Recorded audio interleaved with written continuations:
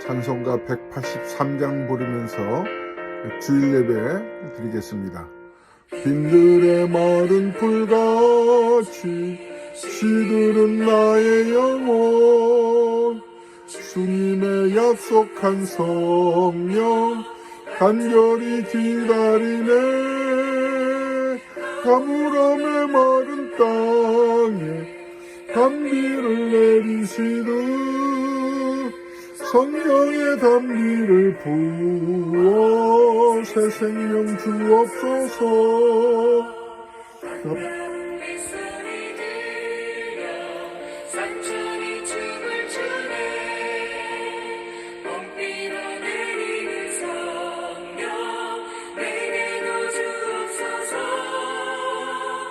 가물함의 마른 땅에 단비를 내리시듯 성령의 단비를 부어 새 생명 주옵소서.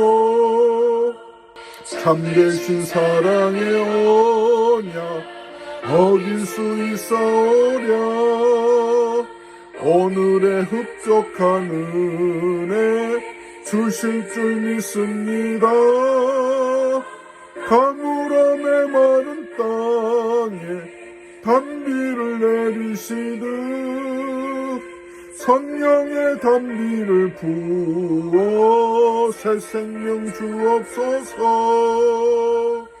아멘. 오늘 우리에게 주신 하나님의 말씀 마가복음 1장 14절에서부터 18절 말씀까지입니다. 요한이 잡힌 후 예수께서 갈릴리에 오셔서 하나님의 복음을 전파하여 이르시되 때가 찼고 하나님의 나라가 가까이 왔으니 회개하고 복음을 믿으라 하시더라. 갈릴리 해변으로 지나가시다가 시몬과 그 형제 안드레가 바다에 그물 던지는 것을 보시니 그들은 어부라. 예수께서 이르시되 나를 따라오라. 내가 너희로 사람을 낚는 어부가 되게 하리라 하시니 곧 그물을 버려두고 따르니라. 아멘. 할렐루야, 할렐루야. 거룩한 주일 예배에 나오셨습니다. 오늘은 성령 강림 주일입니다. 부활 후 50일 되는 오순절 다락방에 하나님께서 성령을 부어 주셨습니다. 마가의 다락방에 120명이 함께 모여 기도하는 중에 전무후무한 하나님의 성령의 특별한 은혜와 역사를 그들이 맛보았습니다. 각기 다른 나라의 방언으로 말하기 시작을 했습니다. 예수님의 제자들과 거기에 모인 많은 사람들이 달라졌습니다.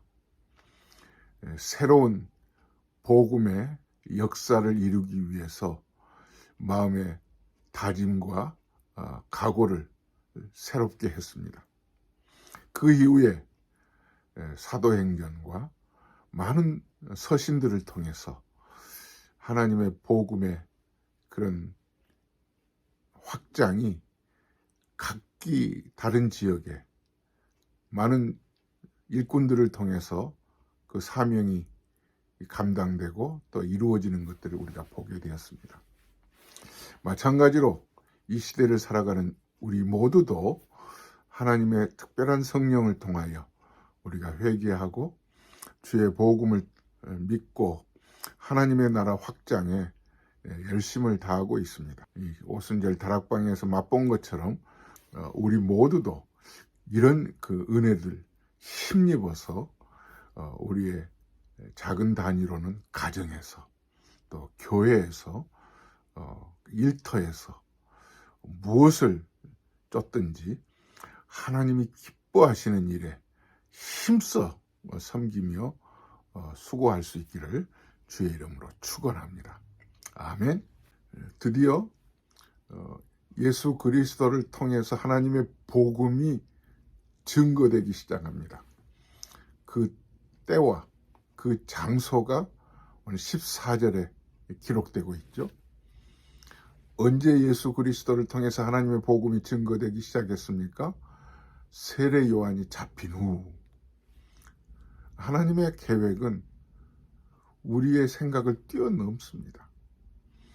세례 요한이 잡히지 않고 예수님과 더불어서 함께 복음이 증거되면 형제가 동거하여 연합함이 얼마나 아름다운고 두 사람이 한 사람이 전하는 것보다 훨씬 더 함께 전하면 좋았을 텐데 하나님의 계획과 질서는 달라요. 세례 요한이 하나님의 복음을 증거한 예수 그리스도 앞서서 먼저 와서 참 혼돈과 무질서한 곳에서 그를 사용하셨을 뿐이었습니다. 그리고 드디어 예수 그리스도께서 오셔서 갈릴리에서 복음을 전하기 시작한 것입니다. 갈릴리는 어떤 곳입니까? 왜 하필이면 갈릴리에서부터 복음을 증거하기 시작한 거죠? 일반적인 우리들의 생각으로는 예루살렘에서 많은 사람들이 모여있는, 그리고 바리새인들이나 성경 교사들이나 많은 회당들이 있는 그곳에서 복음을 증거하셨으면 더 확실하고 더 확장성이 있을 수 있지 않았겠나, 이런 생각이 우리에겐 들지만 하나님의 방식은 달랐습니다. 어찌 보면 예수님은 나사렛 갈릴리 사람이잖아요. 갈릴리에서부터 예수님은 복음을 전하기 시작하셨고 또 승천하신 자리도 갈릴리였습니다. 사실 갈릴리는 이 유대에 속한 땅이긴 했지만 이방 취급을 받은 그런 사마리아 다음으로 무시받는 그런 곳이었습니다. 사람들에게 이렇게 눈밖에 나고, 왜냐하면 이 갈릴리 지역은 바로 당시 오래전부터 아수르나 바벨론으로부터 침략을 받은 그런 접경 지역이었어요.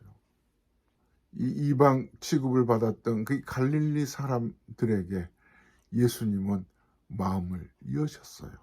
그래서 예수님은 제자들을 삼는 것도 이 갈릴리 어부를 처음 만나셔서 그곳에서부터 예수님의 제자들을 삼고 복음을 전하기 시작하신 거죠. 사도행전 1장 11절에서 보면 갈릴리 사람들아 어찌하여 서서 하늘을 쳐다보느냐?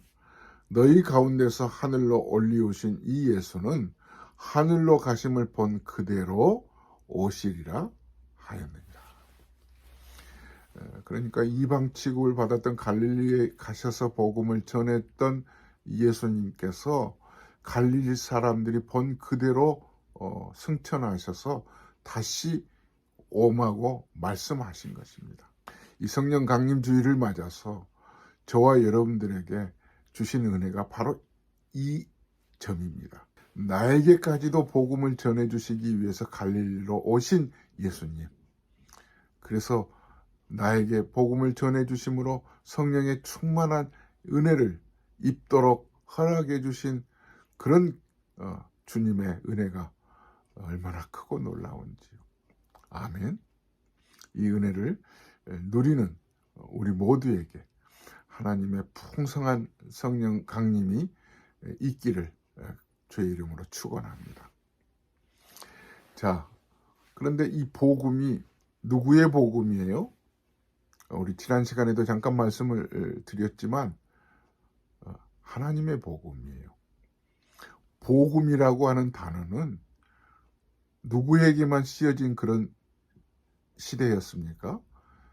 로마 황제가 말할 때 그 말을 복음이라고 한 거죠. 복음은 좋은 소식이잖아요. 황제가 말하는 것은 곧 좋은 메시지였어요. 그런데 황제의 말보다 더 나은 복음이 예수 그리스도의 복음, 하나님의 복음이라는 사실을 오늘 마가는 소개하고 있는 겁니다. 이 하나님의 복음이라고 하는, 예수 그리스도의 복음이라고 하는 이 말을 로마 지도자들이 듣기에는 무례한 거죠. 결국 이 마가나 예수 그리스도의 복음이라고 한 말을 하고 있는 그들에게는 불이익이 주어지지 않았겠습니까? 마흔에 하나 가만 매를 맞는 그런 일들이 나타나게 된 거죠. 그러나 진정한 복음은 로마 황제가 말하는 것이 아니라 예수 그리스도께서, 하나님께서 말씀하신 그 이 말씀만이 진정한 우리에게 주어진 메시지, 복음이죠. 이 복음이 우리의 삶을 바꿔놓고요, 변화시키고요, 구원의 은혜를 우리에게 가져다 준 겁니다. 이방 취급을 받았던 그들, 사마리아 사람들과 별반 다르지 않게 무시당한 그들에게 복음을 전해주신 예수 그리스도, 그 복음이 바로 이방 취급을 받았던 우리와 같은 하나님의 선민이 아닌 저와 여러분들에게 들려지게 된 것입니다. 할렐루야. 그러면 하나님의 복음이 무엇인가? 15절에서 이렇게 시작하죠. 이르시되 때가 찼고 하나님의 나라가 가까웠으니 회개하고 복음을 믿으라 하시더라. 그런데 하나님의 복음이 무엇일까? 그리고 그 하나님의 복음이 언제 전해지기 시작했는가? 우리가 이때는 크게는 두 가지의 의미가 있습니다. 하나는 우리가 1년, 2년 지나가고 있는 연대기적인 2022년이 지나면 2023년이 오죠. 오늘 6월 5일이지만 24시간이 지나면 또 6월 6일이 되는 이런 그 시간적인 의미의 때가 있는가 하면 우리가 알지 못하는 하나님의 때가 있는 거거든요. 그래서 헬라 말로는 연대기적인 시간적인 의미에서는 크로노스라고 한다면 하나님의 때를 가리켜서 카이로스라고 해요. 아무도 하나님의 때를 알 수가 없죠. 그래서 때로는 답답하지만 예수 그리스도를 통해서 하나님의 복음을 증거하기 시작한 것은 이 카이로스, 하나님의 때인 거죠. 이 때가 차서 하나님이 바로 이때 이제 요한이 잡힌 후 예수님을 갈릴리에 보내셔서 하나님의 복음을 전파하기 시작하셨는데 그 복음을 전파한 그 복음에 담긴 큰 그 보화가 뭐냐면 하나님의 나라가 가까이 왔다는 거죠. 하나님의 나라가 무엇일까요? 하나님의 나라는 세상 나라와 반대되는 개념이거든요. 쉽게 말한다면 세상 나라의 통치 방식, 통치의 프린시플, 통치의 원리, 통치의 어떤 그 질서와는 전혀 다른 개념이에요. 반대되는 개념이에요. 그러니까 세상 나라는 땅의 나라잖아요. 땅의 나라는 있는 사람들 중심으로 힘 있는 사람에 의해서, 강자에 의해서 약한 자를 누르고 빼앗고, 그리고 힘을 가지고 자기 힘을 드러내는, 그리고 주장하는 게 땅의 방식이라고 한다면 하늘의 방식, 하나님의 방식은 반대되는 개념이에요. 그것은 하나님의 원칙과 하나님의 계산과 하나님의 방식에 의해서 시작되고 이루어지는 것이에요. 그것을 하나님의 나라라고 해요. 그런데 이 하나님의 나라가 예수님으로부터 처음 이 단어가 사용된 건 아니에요. 구약 여러 선지자들에 의해서 이 하나님의 나라가 여러 번 말씀되어져 있는데, 다니엘 선지자가 가장 두드러지게 하나님의 나라를 말하고 있어요. 그가 말할 때에는 바벨론에 의해서 포로로 잡혀 있었던 때예요. 모든 언어와 문화를 다 빼앗겨 버리고 있는 그때, 포로로 잡혀 있는 때에 다니엘이 말을 해요. 다니엘서 2장 44절, 다니엘서 2장 44절에 이 여러 왕들의 시대에 하늘의 하나님이 한 나라를 세우리니 이것은 영원히 망하지도 아니할 것이요 그 국권이 다른 백성에게로 돌아가지도 아니할 것이요 도리어 이 모든 나라를 쳐서 멸망시키고 영원히 설 것이라. 그런데 이것들이 다시 돌아올 것을 예언하고 있는 거죠. 그러니까 뭐라고 말씀하고 있습니까? 하늘의 하나님이 한 나라를 세우리니 이것은 영원히 망하지도 아니할 것이요. 사랑하는 여러분, 예수 그리스도께서 하나님의 나라가 가까이 왔다고 하는 이 말씀은 결국 다니엘 선지자가 얘기했던 하늘의 하나님의 나라가 올 것인데, 도래할 것인데, 이것은 없어지지도 않고 망하지도 않는 나라. 땅의 나라의 가치와 문화와는 전혀 정반대되는 개념으로 이 땅에 하나님의 나라가 세워질 것이다. 그 하나님의 나라가 세워지는 그 원리는, 중요한 원리는 뭐예요? 하나님의 생각으로 그 말씀을 통하여서 예수 그리스도께서 우리에게 찾아오셔서 자기 몸을 희생시키심으로 죄악으로 물들었던 우리들을, 그 죄를 씻어주시고 영원히 망하지도 않고 영원히 멸망하지 않는 하나님의 백성으로 우리를 생명으로 인도해 주시는, 그게 복음이, 그 하나님의 나라가 가까이 왔다라는 거죠. 여러분들이 이 말씀을 잘 좀 깨닫고 이해해 줄 수 있기를 간절히 바랍니다. 이 성령 강림 주일에 하나님의 나라는 하나님의 은혜가 미치는 곳, 예수 그리스도를 통해서 복음을 믿고 구원을 힘입는 성도들이 있는 그곳은 하나님의 나라예요. 그래서 하나님의 나라가 갈릴리에서부터 시작되어서 차근차근 조금씩 번져나가고 확장되어서 이방 사람과 이방인이었던 우리에게도 복음이 들려짐으로 저와 여러분들이 하나님의 나라가 된 거예요. 아멘. 그래서 하나님의 나라가 이루어지면 하나님의 나라인 각 개개인의 우리는 누구의 통치를 받고 있어요? 땅에서는 한국 사람이고 미국 사람이지만 영적으로는 하나님의 말씀에 의해서 하나님의 통치를 우리가 받고 있는 거죠. 우리의 주인은 그래서 로드십이라는, 주님이 주인이라는 의식을 가지고 살아가고 있는 거죠. 오늘 15절에 이르시되 때가 찼고 하나님의 나라가 가까이 왔으니 회개하고 이 복음을 믿으라고 하는 거죠. 사랑하는 성도 여러분, 이전에는 하나님이 우리를 통치하지 않았어요.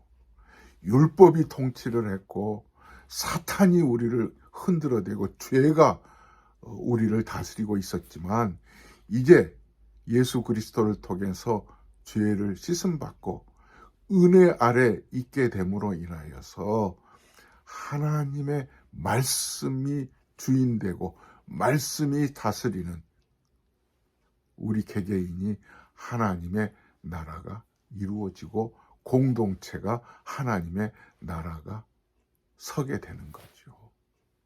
그래서 세상 나라는 다니엘이 말하는 것처럼 그 바벨론이 영원할 것 같았지만 무너졌잖아요. 망했잖아요.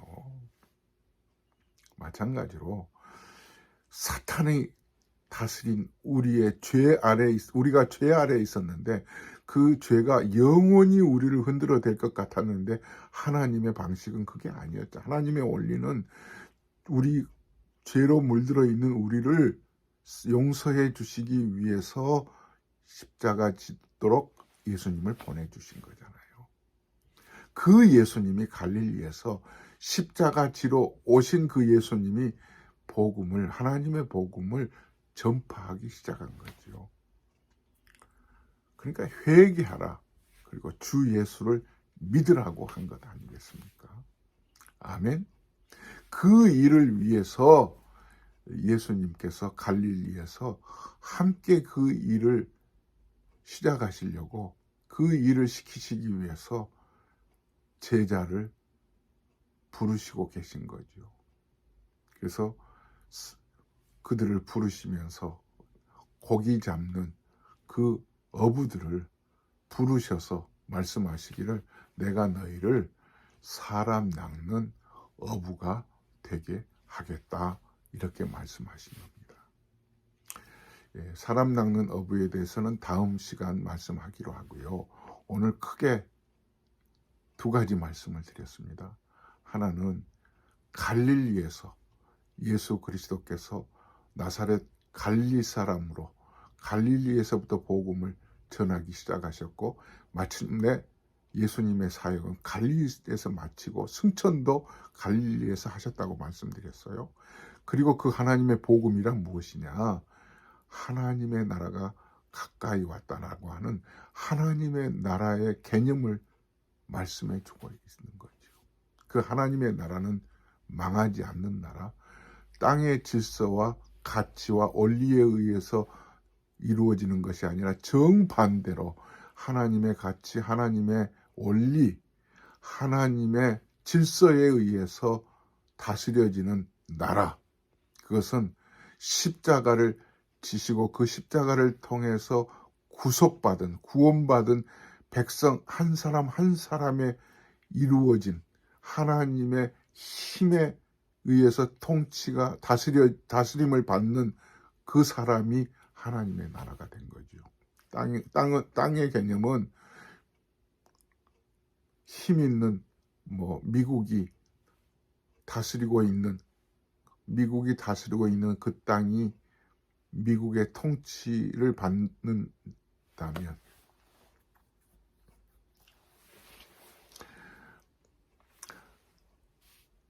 땅은 힘 있는 사람에 의해서 빼앗고 그리고 부수고 그들을 통치하는 개념이라면 하나님의 나라의 개념은 힘으로 주장하는 것이 아니라 은혜로 십자가로 주장하고 용서해주고 구원받는 백성에 의해서 하나님의 질서 가운데 은혜 받는 백성들이 그 나라를 이루어가는 거죠. 그 나라가 나로부터 시작하는 거죠. 예수 그리스도에 의해서, 십자가에 의해서. 그게 은혜의 나라예요.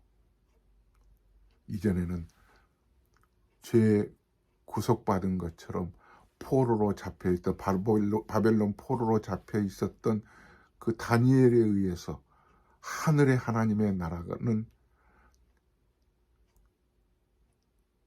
포로로 잡혀있는 그들이 결국은 영원한 것이 아니라 결국은 망할 것이고 다시 세워지는 그 나라는 하늘의 하나님의 나라는 망하지도 않는 영원히 견고하게 세워지는 그 나라를 예언한 것처럼 예수 그리스도를 통해서 세워지는 하나님의 나라는 십자가를 통해서 구원받은 백성들에 의해서 흔들림 없이 견고하게 세워지는 나라.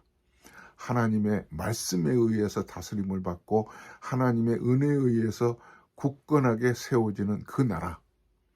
하나님의 질서와 하나님의 계산법과 하나님의 원리에 의해서 세워지는 나라, 그 나라는 개인적으로는 저와 여러분이 하나님의 나라예요. 아멘.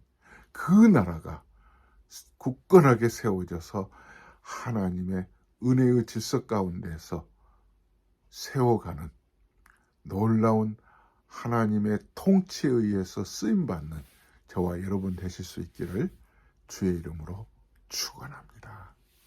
아멘.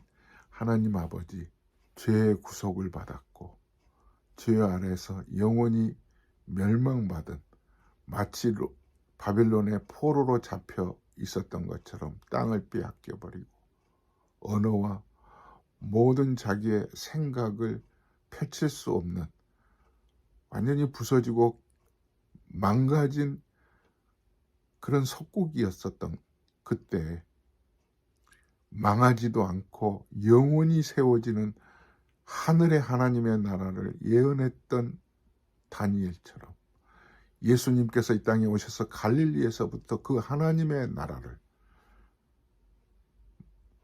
복음으로 전파하신 것을 오늘 말씀을 통해서 배웠습니다. 저희들이 영원히 망할 수밖에 없었던 존재였습니다. 그러나 이방인인 우리에게 갈릴리에서부터 그 복음을 전파하셔서 회개하고 이 복음을 믿으라고 하신 그 말씀이 결국 우리에게 주어짐으로 이제 새로운 방식, 새로운 가치, 새로운 다스림으로 예수 그리스도의 십자가를 통해서 하나님의 나라가 나에게 임하였습니다. 나 같은 자가 하나님의 나라가 되었습니다.